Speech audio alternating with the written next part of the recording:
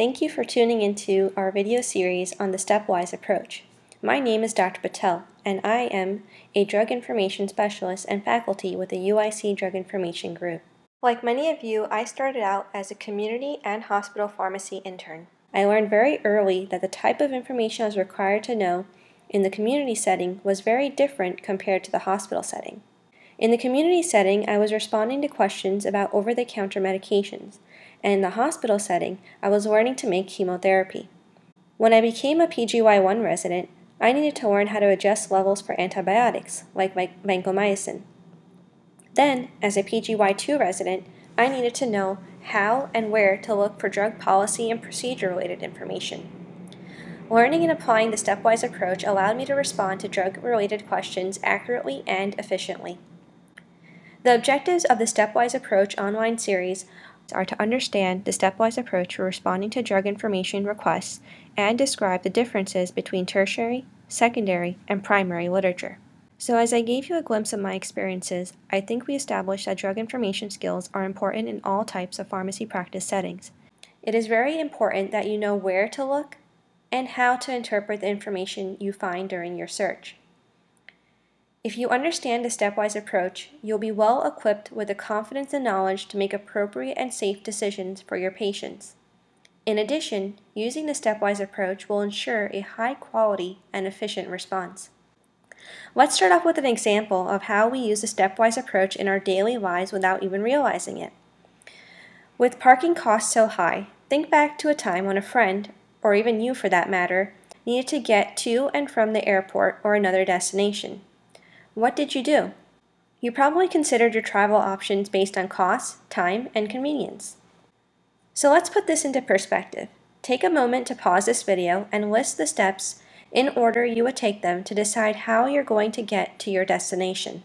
First, you determine the transportation options and price range. Then check the costs of those transportation services, come up with a reasonable list of your options, take or recommend an option, and finally determine if the recommendation was acceptable. If you were able to put this list into this order, that is very good. You already have an idea of the stepwise approach. As we will learn, follow-up is very important, although sometimes in our busy schedules it is likely we forget. How would you follow up in this scenario? If you are thinking to write a review, you're correct. There are two key parts required in order for you to efficiently and accurately respond to a drug information request or question. The first is the knowledge of the stepwise approach. If you follow this, you'll be consistent in the way you look at questions, what you should do, and how to respond. The second part is being familiar with the resources. Without the knowledge of both the stepwise approach and the available resources, you may miss the best information available. Remember, at the end of the drug information request is not only the response, but could also be a patient's life. Let's go back to the scenario where you were helping a friend decide his travel options. If you did not know the stepwise approach, you may be confused on how best to help your friend. And without the knowledge of the available resources, you may miss the most useful information available. Overall, if you do not have knowledge of the stepwise approach and the available resources, you will not have a reliable roadmap, even if you have the information and resources available to you. You most likely will not be able to be as efficient and as accurate as you could be. So what happens if you have the knowledge of the stepwise approach but are not familiar with the types of resources available and the information that it contains? Let's go back to our scenario. You decide to use Google Maps, a core resource to help your friend navigate to campus.